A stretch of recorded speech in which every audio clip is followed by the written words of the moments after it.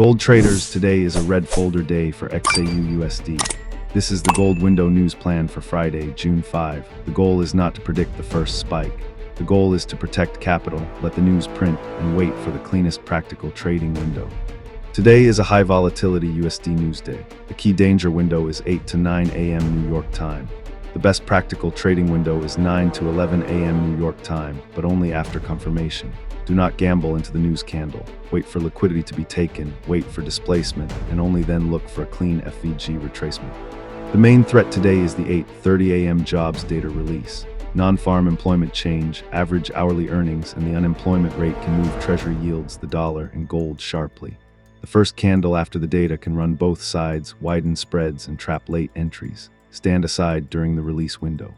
The trading day is simple. From 7:30 to 8, prepare only. From 8 to 9, no new trades because NFP risk is active. From 9 to 11, trade only after confirmation. After 11:30, reduce or stop unless there is a clean continuation setup.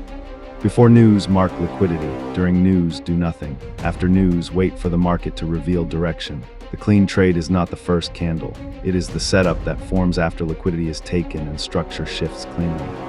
Use strict rules: no sweep, no trade; no market structure shift, no trade; no clean fair value gap retracement, no trade. If the risk to reward is not at least 2 to 1, skip the trade. One clean trade is enough. Protect capital first. Final plan for today. The best practical window is 9 a.m. to 11 a.m. New York time. This is not permission to trade blindly. It means only after the news is printed, only after liquidity has been swept, and only if gold gives a clean ICT-style setup.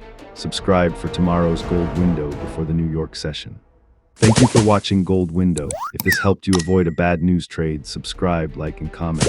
This content is for education only and is not financial advice. Trading gold and leveraged products carries significant risk. Always manage your own risk.